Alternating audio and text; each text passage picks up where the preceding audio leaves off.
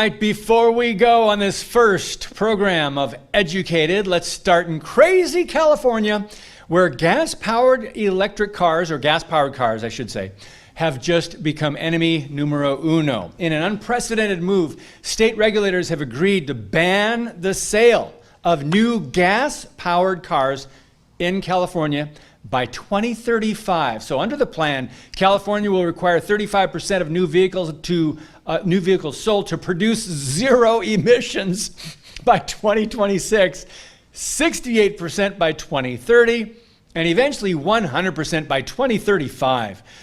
Used cars will not be affected in the plan for now. California is not the only state working to end gas-powered vehicles. New York, Massachusetts, and Vermont are among at least 15 states pursuing similar goals. I would think they were mostly all blue states, but that's a sideline. The new policy comes just a week after Joe Biden signed the largest climate spending package in U.S. history, $370 billion.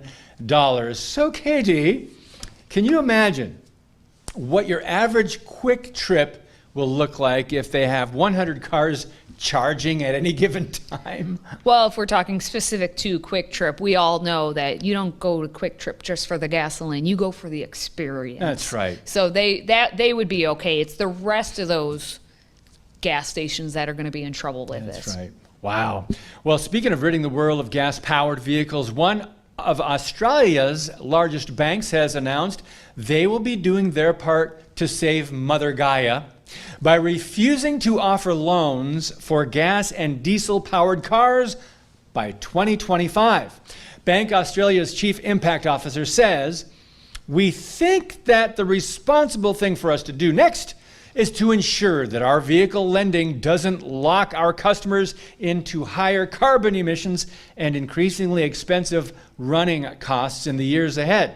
Recent numbers find 20,000 electric vehicles were sold in Australia in 2021, representing only 2% of the market for all cars. Bank Australia, which also recently set a target date of 2035 to achieve net zero emissions, not even sure what that means, says it will still offer loans for secondhand gas cars, quote, until there is a viable and thriving market for electric vehicles.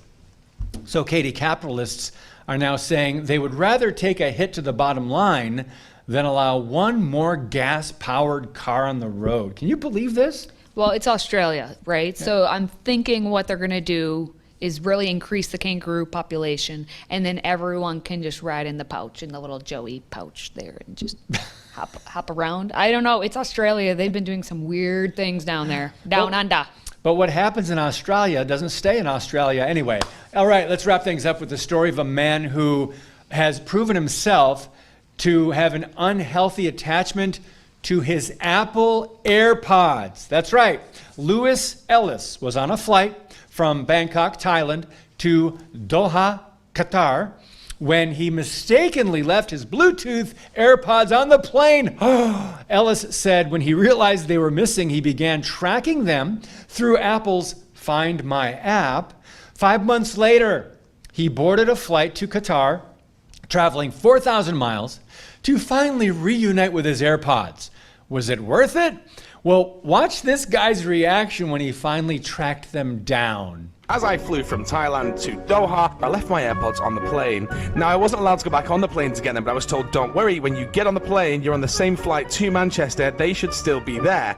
Which, okay, I believe them. Fast forward 5 months, and I've still not seen them, and they've been traveling the world, and I've been on my stories, I've complained, I've kicked off, and I've just point blank moaned. Then a glimmer of hope, they landed back in Doha, and they stayed there this time. And I watched them and I waited, and I decided now was my chance, and I was going to take action. Nervous, don't know if it's going to work. Yes.